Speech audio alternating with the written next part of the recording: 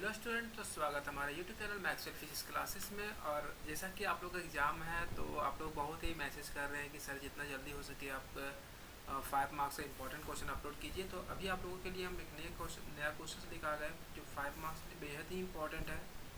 ये आपका क्वेश्चन है ट्रांसफार्मर, जो कि 5 मार्क्स में बहुत ही इंपॉर्टेंट क्वेश्चन है। ये आपका एग्ज़ाम में आ सकता है। तो चलिए हम तैयारी करते हैं। इसी तरह हम एक एक करके सारा, अभी तक हम आपका टोटल तीसरा वीडियो है मेरा, ये तीसरा वीडियो है। पहला वीडियो में व्हीटस्टोन ब्रिज का हम एक्सप्लेनेशन डाले थे। सेकंड वीडियो में आपका गैल्वेनोमीटर का एक्सप्लेनेशन डाले हैं। और ये तीसरा वीडियो है और इसका डिस्क्रिप्शन में जाइएगा, वहाँ आपको सारा लिंक मिल जाएगा, टेंशन नहीं लेना आपको, ठीक है। तो चलिए मैं स्टार्ट करते हैं टाइम वेस्ट किए बगैर, और जितना हो सके अपने दोस्त लोग को शेयर करेंगे ताकि उन लोगों को भी फ़ायदा हो सके। तो चलिए हम लोग स्टार्ट करते हैं टाइम वेस्ट किए बगैर। टाइम बहुत कम है हम लोग के पास। और सबसे बड़ा खासियत क्या है इसमें, कि सबसे बड़ा खासियत आपका क्या है इसमें, कि इसमें आपको नोट्स मिल जाता है, तो टेंशन नहीं लेना होता आपको। और बहुत ही सिंपल लैंग्वेज है, ठीक है। चलिए हम स्टार्ट करते हैं। क्वेश्चन है इसमें, फिर वही रहेगा। डेफिनेशन आपका आएगा, इसमें पूछेगा व्हाट इज ट्रांसफार्मर। फिर सेम चीज़ इसमें भी आएगा, प्रिंसिपल कैसे काम करता है। फिर आएगा working and theory, working and theory. ये सब पे अलग अलग मार्क्स आएंगे, ठीक है। तो चलिए पहले हम लोग बात करेंगे डेफिनेशन का इसका। व्हाट इज ट्रांसफार्मर, ट्रांसफार्मर क्या है पहले वो जानेंगे हम लोग। बोलता है ट्रांसफार्मर एक तरह का डिवाइस होता है, एक तरह का यंत्र होता है जो दैट इंक्रीजेज, जो बढ़ाता है, और डिक्रीजेज, घटाता है। किसको घटाता है, बढ़ाता है? वोल्टेज को। कौन से सर्किट में? एसी सर्किट में, थ्रू म्यूचुअल इंडक्शन के थ्रू, ठीक है। तो यहाँ पर हम लोग जान रहे हैं कि ट्रांसफार्मर जो होता है एक तरह का डिवाइस है जो क्या करता है, बढ़ाता है, या तो फिर क्या करता है, घटाता है। किसको?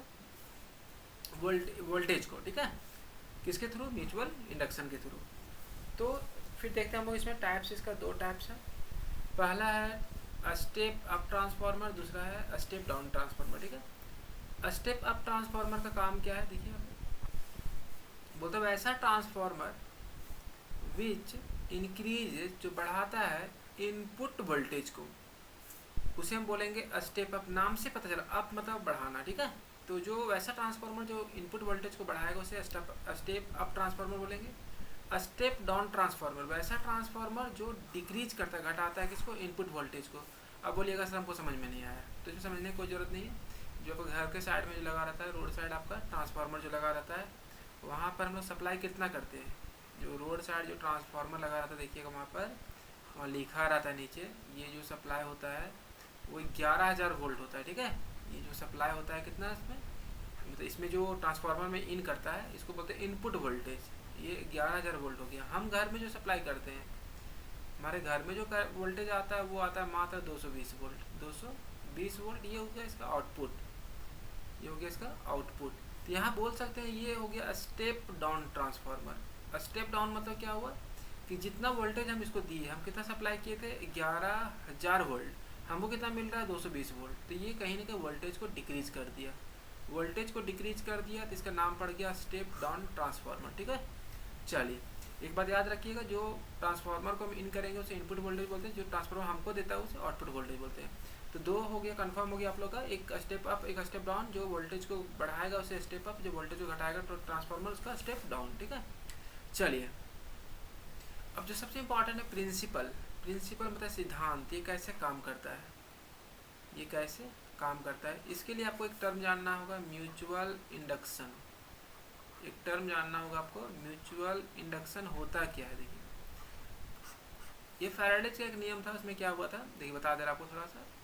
देखा गया कि एक कॉइल को बैटरी से कनेक्ट किया गया, एक कॉइल को बैटरी से कनेक्ट किया गया, और बैटरी से कनेक्ट करने के बाद इसमें एक स्विच रखा गया, और एक कॉइल बगल में रख दिया गया, और इसमें गैल्वेनोमीटर लगा दिया गया।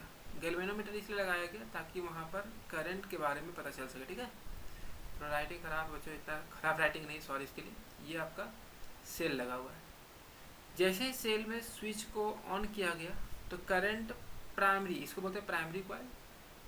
ये पहला जो कॉइल है इसको बोलते हैं प्राइमरी, जिसे सेल कनेक्ट है। इसको बोलते हैं सेकेंडरी कॉइल, सेकेंडरी कॉइल, ठीक है। तो आपके अनुसार क्या होना चाहिए, जैसे बैटरी इसमें लगा हुआ है, पहला वाला में बैटरी लगा हुआ है, तो करंट किस में मिलना चाहिए था, पहला में, ऑब्वियसली। कि यदि पहला वाला में मेरा ये लगा हुआ बैटरी लगा हुआ है तो करंट फर्स्ट में क्रॉस करना चाहिए था, लेकिन ऐसा नहीं हुआ। फर्स्ट में तो करंट गया ही गया, सेकंड में भी करंट को ऑब्जर्व किया गया, सेकंड में भी करंट को ऑब्जर्व किया गया। तो ये किसके थ्रू हुआ, म्यूचुअल इंडक्शन। म्यूचुअल इंडक्शन होता है क्या, कि कहीं ना कहीं ये पहले वायर जैसे इसमें करंट पास किया तो इससे मैग्नेटिक फील्ड लाइन निकल कर किसे क्रॉस कर गया, जो बगल में रखा हुआ था कॉइल उससे पास कर गया, जिसके कारण मैग्नेटिक फ्लक्स में चेंज हुआ और सेकेंडरी कॉइल में भी कुछ करंट देखने को मिला। इसी घटना को बोलते हैं म्यूचुअल इंडक्शन। म्यूचुअल इंडक्शन आपको समझना होगा ट्रांसफार्मर लिखने के लिए, ठीक है। तो वही लिखता है कि ट्रांसफार्मर किस पे बेस्ड है, प्रिंसिपल ऑफ म्यूचुअल इंडक्शन।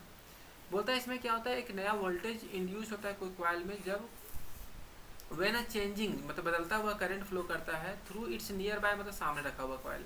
अब यहाँ पर डायग्राम में देख पा रहे होंगे कि दो कॉइल है यहाँ पर, देखिए ध्यान से देखिए समझ में आ जाएगा आपको।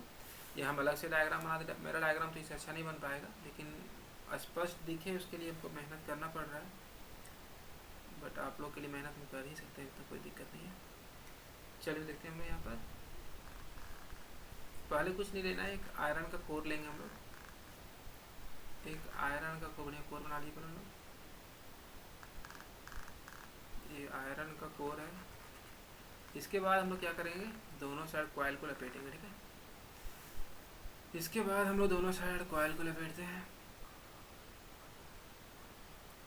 ये कॉइल को लपेट दिए पहला साइड, चलो बहुत अच्छा डायग्राम बन गया हम लोग का।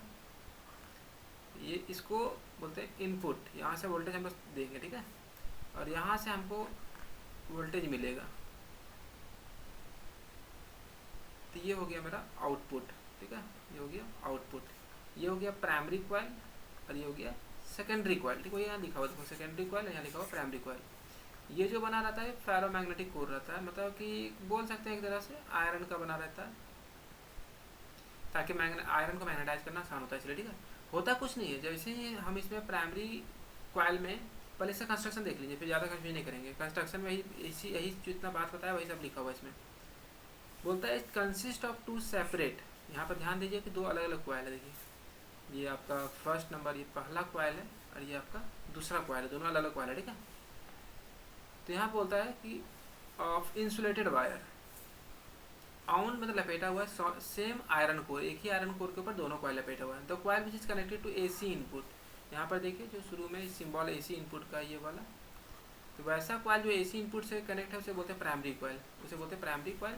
और जिससे हमको आउटपुट मिलेगा जो which is connected to output is called secondary coil. तो कंस्ट्रक्शन में कोई लफड़ा नहीं है, डायग्राम में कोई लफड़ा नहीं, डायग्राम सिंपल बन जाएगा, ठीक है। एक आयरन कोर लेना, दोनों साइड से कॉइल लगा देना है। चलिए हम आगे देखते हैं। वर्किंग में क्या बोलता है, यदि एक अल्टरनेटिंग मतलब बदलता हुआ वोल्टेज को सप्लाई करते, कहाँ हमेशा करंट कहाँ अप्लाई करना है आपको, वोल्टेज कहाँ अप्लाई करना है, प्राइमरी कॉइल में, जो शुरुआत वाला इनपुट इसमें दे रहे हैं। तो स्ट्रेंथ ऑफ इलेक्ट्रिक करंट जो रहेगा प्राइमरी कॉइल में चेंज होगा। जैसे प्राइमरी कॉइल में करंट चेंज होगा तो उसका मैग्नेटिक फ्लक्स जो होगा, जैसे ये मैग्नेट कैसा काम करेगा, डायग्राम को थोड़ा गंदा कर रहे हैं यहाँ पर, इससे जो मैग्नेटिक फील्ड लाइन निकलेंगे प्राइमरी कॉइल से, जो मैग्नेटिक फील्ड लाइन निकलेंगे वो किससे क्रॉस करेंगे, सेकेंडरी से। किससे क्रॉस करेंगे, सेकेंडरी से। तो यहाँ पर क्या होता है कि इसका प्राइमरी का मैग्नेटिक फ्लक्स चेंज होने के साथ साथ सेकेंडरी का भी मैग्नेटिक फ्लक्स चेंज होने लगता है। तो यहाँ लिखा हुआ है कि magnetic flux will be increases due to increase in magnetic field, the magnetic flux linked with secondary coil का भी ऑल्सो इंक्रीज कर जाता है। So induced EMF will be developed in the secondary coil, इसीलिए सेकेंडरी कॉइल में भी नया voltage develop हो जाता है। थ्योरी में कोई लफड़ा नहीं है, वहाँ दो कॉइल था ना, तो देखिए दोनों का कॉइल का नंबर ऑफ टर्न्स देखिए कितना बार लपेटा हुआ है। तो यहाँ देखिए दोनों का जो नंबर ऑफ टर्न्स है अलग अलग, इसका टर्न्स अलग है, इसका टर्न्स अलग है। तो इसका जो प्राइमरी कॉइल का नंबर ऑफ टर्न्स उसे एनपी मान लिया, जो सेकेंडरी का उसे एनएस मान लिया, ठीक है। वही लिखा हुआ है यहाँ पर कि एनपी जो है आपका नंबर ऑफ टर्न्स है प्राइमरी कॉइल का, NS number of turns secondary coil का। फैराडेज का सेकंड नियम का ये फॉर्मूला होता है, एक फॉर्मूला यहाँ भी आपको याद करना होगा। E इक्वल टू होता है minus N D phi upon D T. दो कॉइल है, प्राइमरी तो ईपी लिख देंगे, यहाँ पे एनपी लिख देंगे, सेकेंडरी का रिजल्ट लिखेंगे तो यहाँ एनएस लिख देंगे, यहाँ D phi by D T. अब बोलिएगा सर फ्लक्स तो दोनों में सेम है, फ्लक्स इसलिए सेम होता है, यहाँ मान के चलते हैं हम लोग कि वहाँ there is no leakage of magnetic flux. कहने का मतलब जितना फ्लक्स प्राइमरी से बना, जितना देखिए जहाँ से जितना मैग्नेटिक फील्ड लाइन प्राइमरी से निकला उतना ही मैग्नेटिक फील्ड लाइन सेकेंडरी से क्रॉस किया, वो आपको मान के चलना पड़ेगा आपको, ठीक है। अब देखिए दोनों को डिवाइड कर दिए ई एस बटा ई पी, तो यहाँ पर टर्म आ गया ई एस बटा E P equal to N S बटा एन पी इक्वल टू क्या मान लिया के, जहाँ पर के को बोलते हैं ट्रांसफार्मर रेशियो। अब देखिए यहाँ पर दो तरह का ट्रांसफार्मर होता है, एक स्टेप अप होता है, स्टेप अप में वोल्टेज हमको ज़्यादा चाहिए होता है, तो सेकेंडरी कॉइल में वोल्टेज ज़्यादा मिलेगा, किससे, प्राइमरी से। तो ई एस बटा ई पी का मान निकालोगे जिसका वैल्यू 1 हो जाएगा। तो इसमें आप आसानी से इसको अचीव कर सकते हो, आप घर में भी ट्रांसफार्मर बना सकते हो। तो ध्यान रखना है कि वहाँ पर जो भी ट्रांसफार्मर रहेगा आपके पास, ठीक, उसमें प्राइमरी कॉइल का संख्या कम रहेगा और सेकेंडरी कॉइल का जो नंबर ऑफ टर्न्स का संख्या रहेगा, एन एस का मान रहेगा, वो अधिक रहेगा। तो ये हो गया आपका स्टेप अप ट्रांसफार्मर, ठीक है। जिधर वोल्टेज ज़्यादा चाहिए उधर नंबर ऑफ टर्न्स को बढ़ा देंगे हम लोग। इसी तरह केस 2 में आता है, देखिए स्टेप डाउन बनाना हमको, ठीक है। तो स्टेप डाउन बनाने में हम लोग क्या करेंगे, नंबर ऑफ टर्न्स शुरुआत में ज़्यादा रखेंगे, एन पी का मान अधिक रखेंगे और एन एस का मान में कम कर देंगे। तो यहाँ से हमको कम वोल्टेज मिलेगा, आउटपुट कम मिलेगा, इनपुट ज़्यादा मिलेगा, ठीक है। तो वही बोलता है इनपुट प्राइमरी में ज़्यादा वोल्टेज चाहिए, आउटपुट हमको कम चाहिए, तो ये हो गया स्टेप डाउन ट्रांसफार्मर। तो इसमें याद रखिएगा प्राइमरी में नंबर ऑफ टर्न्स अधिक होता है, सेकेंडरी में कम होता है। इतना ही करने का आपको मिलते हैं 5 मार्क्स, कुछ नहीं करना है, जितना बात बताया आप शुरू से इसको वीडियो को देख लेंगे, एक बार नोट कर लेंगे। चलिए अब नेक्स्ट हम वीडियो लेकर आएंगे, तब तक के लिए आप तैयारी कीजिए। चलिए, थैंक यू।